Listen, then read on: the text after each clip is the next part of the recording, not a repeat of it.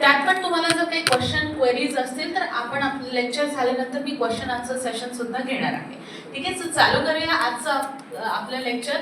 आणि पहिले मी हे सांगू इच्छिते की तुमचं जे स्वागत गीत होतं मला ते फार छान आवडलेलं आहे आणि खूपच छान होतं, म्हणजे वेगळं काहीतरी युनिक मी ऐकलंय.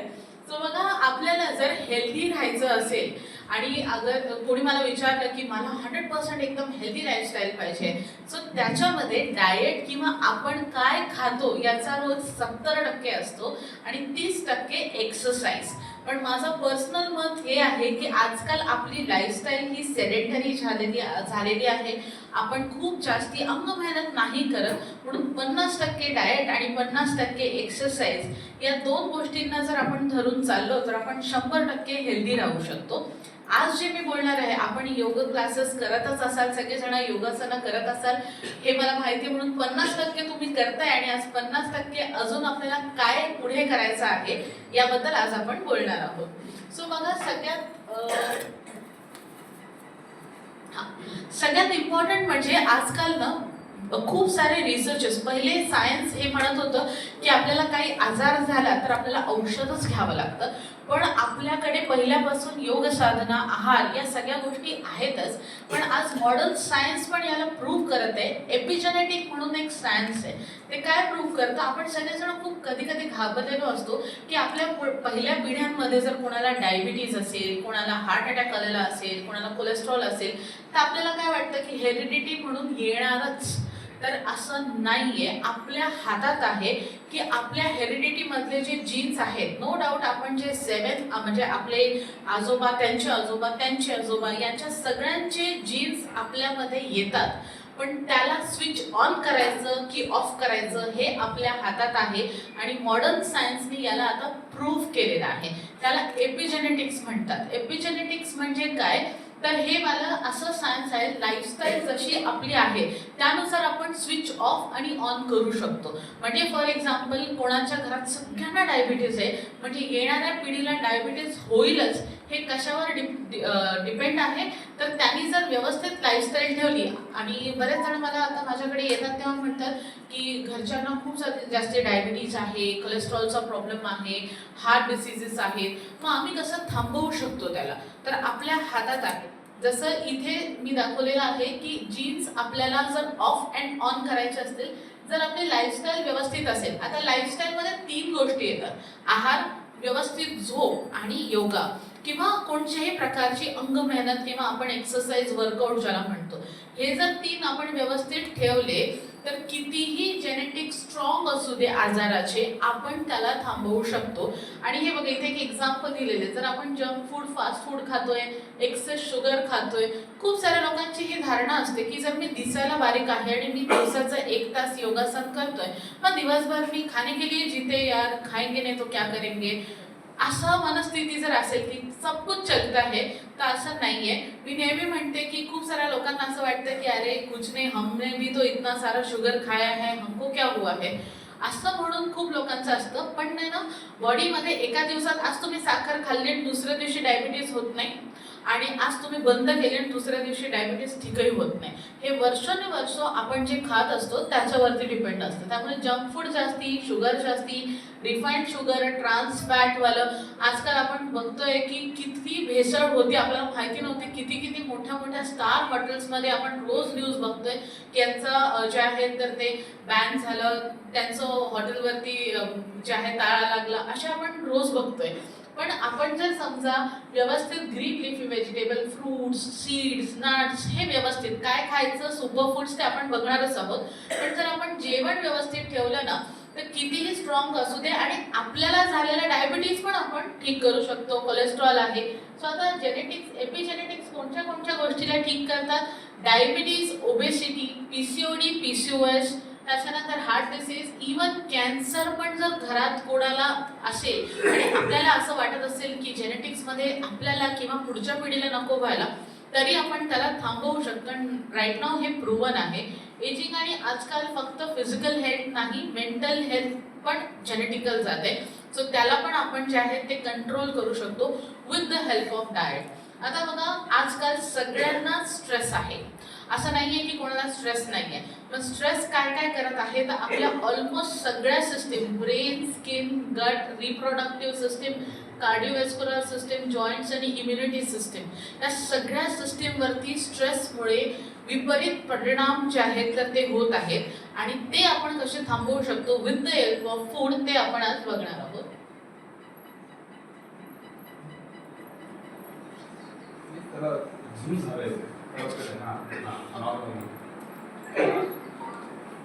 ठीक आहे.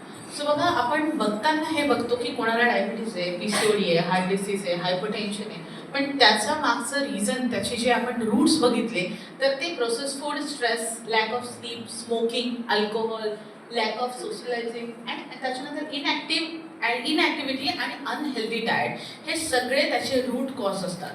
आज आपण ते जर अनहेल्दी डाएटला जर व्यवस्थित मॅनेज करू शकलो तर मग आपण पुढे जे आहेत हेल्दी लाईफ जे आहेत तर ते जगू शकतो. हे पण झूम झालंय का? ओके, ठीक आहे. आता बघा, आपण कोविडमध्ये ना खूप साऱ्या लोकांनी अनुभव घेतला असेल की ज्यांची लाईफस्टाईल खूप खराब होती, अगदी त्यांनी स्मोकिंग, ड्रिंकिंग केलं पण त्यांना दगडमध्ये काही भीती नाही, काहीच झालं नाही. आणि असेही लोक बघितले असतील ज्यांची लाईफस्टाईल फार छान होती, बिचाऱ्यांनी बॉडी सोप पण नव्हती खाल्ली आणि त्याला खूप जास्ती डेडली डिसीज झाला.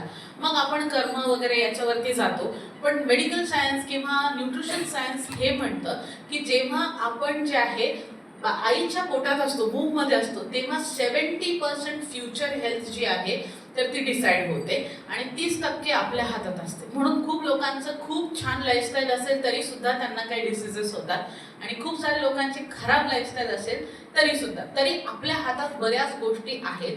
आणि सगळ्यात महत्त्वाचं म्हणजे आजकाल आपण बघतो दरवेळेस ना, आज कोविड आहे, उद्या दुसरा व्हायरस आहे, मग पुन्हा व्हायरसच येत राहते. पण आपल्याला काय करायचं, स्वतःची इम्युनिटी छान ठेवायची आहे. आणि इम्युनिटी चांगली ठेवायची असेल तर आपली इम्युनिटी बघा, ज्यांना पण डायजेस्टिव्ह सिस्टीमचा काहीही प्रॉब्लेम असेल, म्हणजे गॅसेसचा प्रॉब्लेम, इनडायजेशन, अपचन आहे, त्याच्यानंतर ॲसिडिटी आहे, कॉन्स्टिपेशन आहे, त्यांची इम्युनिटी हळूहळू कमी होत जाते. त्याचा रिझन हे आहे की 70 to 80% आपले जे इम्युनिटी बनवणारे सेल्स असतात ते आपल्या गटमध्ये म्हणजे आपल्या पोटामध्ये असतात. जर तुमचं पोट स्वच्छ नसेल किंवा डायजेस्टिव्ह सिस्टीम चांगली नसेल तर इम्युनिटी हळूहळू कमी होत जाते. आणि म्हणूनच आपण आज हे शिकणार आहोत की आपली डायजेस्टिव्ह सिस्टीम चांगली जर आपण ठेवली ना, काय होतं की डायजेशन व्यवस्थित ठेवलं, इम्युनिटी चांगली असेल तर डिसीजेस पुढे होणारच नाहीत किंवा झालेले डिसीज बरे होण्यासाठी आपल्याला फार मदत होते. म्हणून आज आपण हे बघणार आहोत. त्यासाठी हे बघणं गरजेचं आहे की आपल्याला अगेन गट हेल्थ जे आहेत ना, म्हणजे डायजेशन व्यवस्थित आहे की नाही किंवा आपली डायजेस्टिव्ह सिस्टीम, गट हेल्थ चांगली काम करत आहे की नाही, त्यासाठी आपल्याला काय जाणून घेणं गरजेचं आहे. काही जे आहेत ना, बॉडी सायन्स देत असते की आपल्याला डिटॉक्सची गरज आहे कुठेतरी.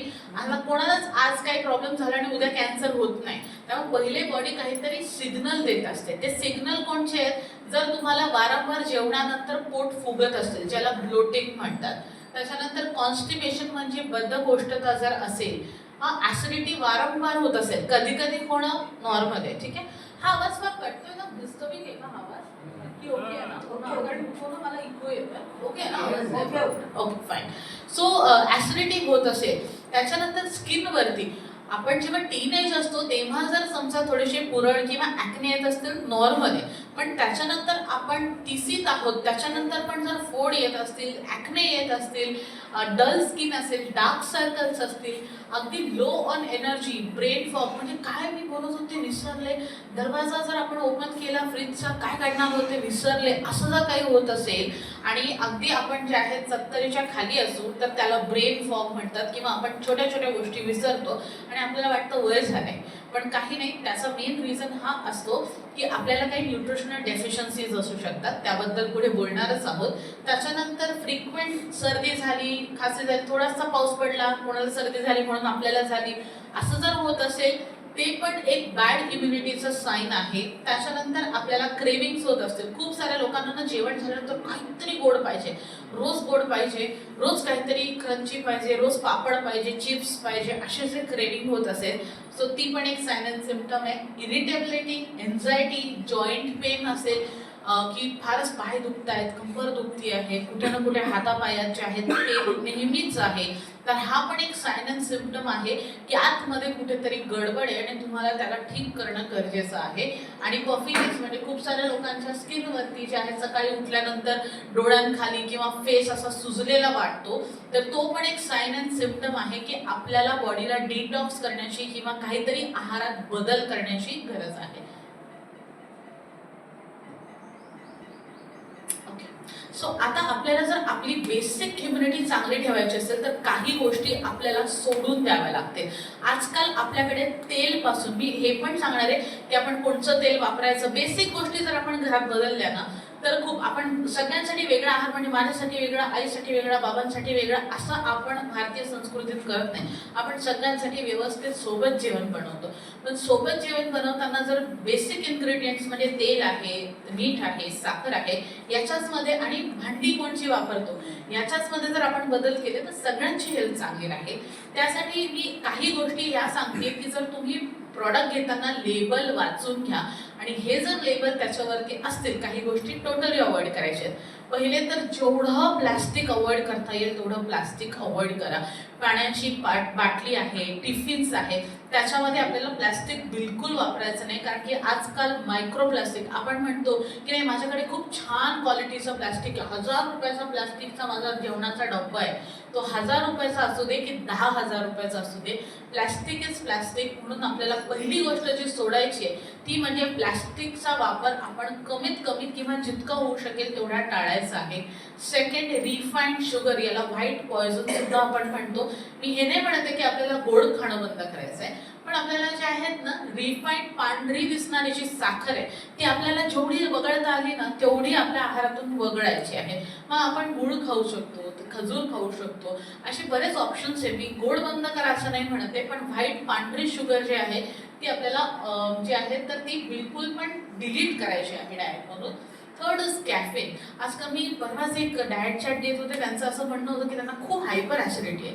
त्यांना मी जेव्हा डाएट विचारलं त्यांनी स्वतःच आन्सर दिलं की त्यांना का ॲसिडिटी आहे. ते दिवसाचे 15 कप चहा पित होते. म्हणजे इतना सा छोटा सा कप है मैम, 2 घूट में खत्म हो जाता है. तो जो 2 घूटचा जरी असला किंवा 2 असा घुटातला जरी असला तरी ॲसिडिटी किंवा मग त्याच्यानंतर डायजेस्टिव्ह सिस्टमचा प्रॉब्लेम जे आहे तो कॅफेननी चालू होतो. कॅफेन म्हणजे काय, आपण जे चहा किंवा कॉफी पितो त्याने थोड्या वेळ आपल्याला, जसं आपल्या स्वागत गीतात होतं की एनर्जी थोड्या वेळासाठी येते, पण त्याच्यामध्ये जे कॅफेन असतं, आजकाल ते बीपी वाढण्याचं प्रमाण आहे, तर काय होतं हार्टबीट्स वाढायला लागते, धडधडतं, हे कॅफेन जर जास्ती असेल तर त्यामुळे होतं. आणि जे IT वाले लोक आहेत त्यांचे माझ्याकडे येतात तेव्हा त्यांचं हे म्हणणं असतं की रात्री झोपच येत नाही. सो झोप न येण्याचं कारण सुद्धा जास्ती प्रमाणात जर आपण चहा किंवा कॉफी घेत असो तर ते जे आहेत कॅफेन आपल्याला कमीत कमी घ्यायचं आहे. ठीक आहे, दिवसाचा छोटासा 1 किंवा 2 कप चहा किंवा कॉफी तुम्हाला अगदीच खूप सवय असेल तर ठीक आहे, पण जर तुम्ही चहा आणि कॉफी मायनस करू शकलात तर खूप मोठा डिफरन्स आपल्याला डायजेस्टिव्ह सिस्टीम म्हणजे ॲसिडिटी वगैरे मध्ये दिसतो. त्याच्यानंतर एक ॲस्पार्टेम. आजकाल लोक काय करतात की नाही मला माझं वजन नाही वाढवायचं आहे पण मला शुगर म्हणजे गोड खायचं आहे, मग मी शुगर नाही खाणार, मी शुगर फ्री खाणार. ठीक आहे, शुगर फ्रीचं नाव ॲस्पार्टेम आहे. मी आज सांगते की शुगर फ्री हा साखरेपेक्षा जास्ती डॅमेजिंग आहे. त्यामुळे असं बिलकुल नाही समजायचं की नाही नाही मी तर माझ्या चहामध्ये शुगर फ्री टाकते, शुगर नाही टाकत आहे. Sugar free is more harmful than normal sugar.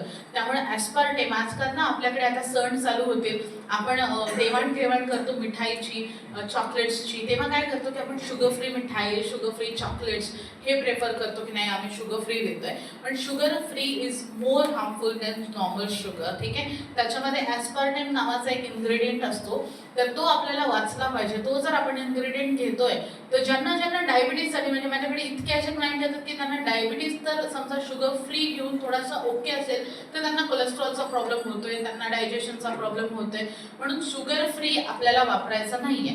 मग आपण काय वापरू शकतो तर ते गोल्डन रूल्समध्ये मी सांगणार आहे. आणि लास्ट, आपण बाहेरचं जेवण जेव्हा जेवतो हॉटेल्समधलं, म्हणजे ते 5 स्टार हॉटेलमधलं असू दे की रेकडीवरचं असू दे, त्याच्यामध्ये एक मोर कॉमन इन्ग्रेडियंट जो आजकाल आपला व्हायटॅमिन B12, D3 आणि कमी होण्याचा जो आहे तो आहे MSG. MSG म्हणजे अजिनोमोटो ज्याला आपण म्हणतो नॉर्मल लँग्वेजमध्ये, मोनोसोडियम ग्लुटेमेट. हा ना जितके पण इव्हन आपल्याकडे जे रेडीमेड आजकाल मी ना सांगते की आपला पावसाळा आला आहे तर सूप्स वगैरे आपण पिले पाहिजेत भाज्यांचे वगैरे. तर तेव्हा लोक काय करतात, मैडम सूप पीने बोला ना, वो डायरेक्ट मैं पैकेट लेके आती हूँ, खोलती हूँ, 2 मिनट में पानी डाल के रेडी हो जाते. तो वाला सूप प्यायला नाही सांगते मी, कारण त्या सूप्समध्ये किंवा हे जे डायरेक्ट रेडी टू ईट वाले जे आयटम्स आहेत त्याच्यामध्ये मागे धडधडीत लिहिलेलं असतं की MSG आहे.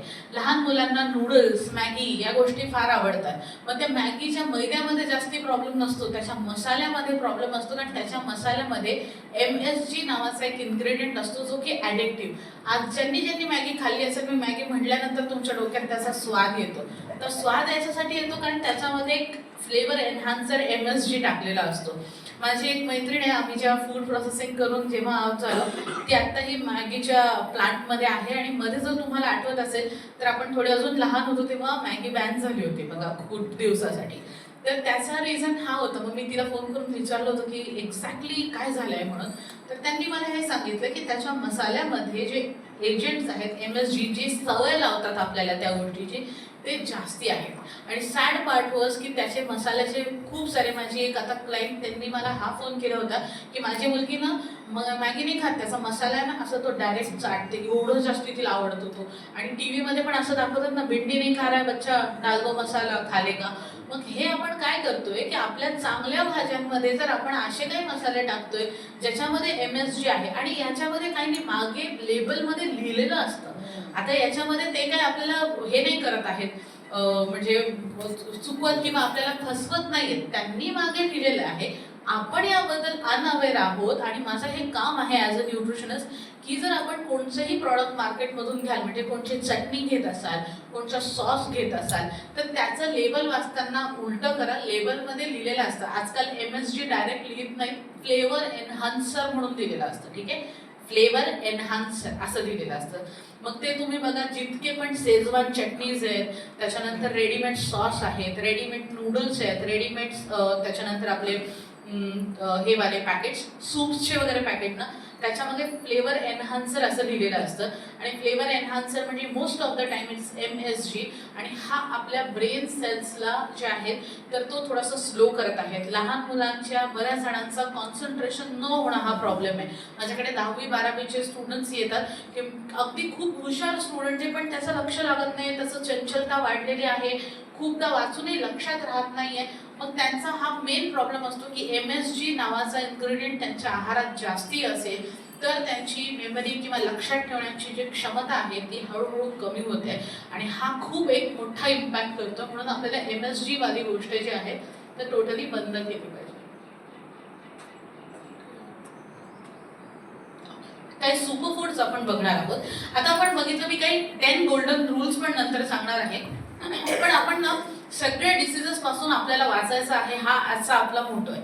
त्याच्यासाठी ना आपल्याकडे आता जेंट्सची पण स्ट्रेंथ तेवढीच आहे. आणि सगळ्यांचा हे असतो, जेंट्सचा हा प्रॉब्लेम असतो की अरे यार मॅम तुम्ही मला काही सांगाल तर मला ते कोणाला तरी सांगावं लागेल, मग ते बनवतील तर मला खायला भेटेल.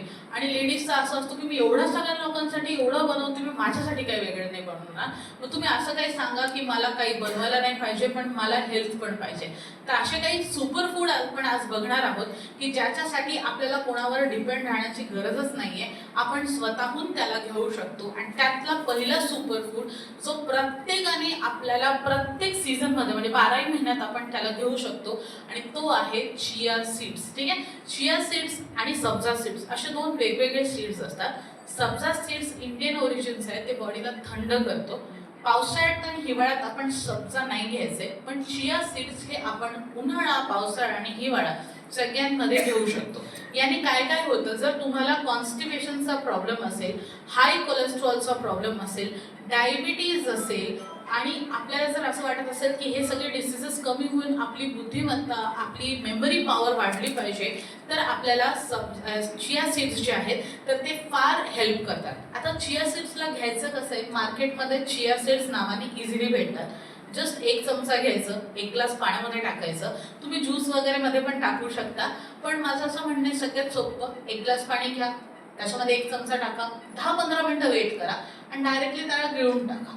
सिम्पल आहे, कोणावरती डिपेंड राहण्याची गरज नाही आणि लेडीजला पण मला वेळ भेटत नाही हा वाला पण आपल्याला हे नाही. आणि जर गुडघे दुखत असतील सो चिया सीड्स जे आहे तर ते आपल्याला खूपच जास्ती मदत करतो. सो याच्यामध्ये आपल्याला काय खूप छान ओमेगा 3 मिळतं. सो आपल्या सांध्यांसाठी आपल्या जॉईंटसाठी जे ल्युब्रिकेशन लागतं म्हणजे वंगण लागतं ना आपल्याला चालण्यासाठी गुडघ्यांसाठी आपल्या जॉईंटसाठी ते पण याच्यामध्ये आपल्याला भेटून जातं. त्यामुळे चिया सीड्स हे प्रत्येकाने 1 चमचा घेतलंच पाहिजे. हा कोणाला जर त्याची एलर्जी असेल तर तुम्ही अवॉइड करू शकता, पण बाकी सगळे लोक घेऊ शकतात. असं काही नाही की कोणी त्याला नाही घेतला पाहिजे. सो म्हणून पहिला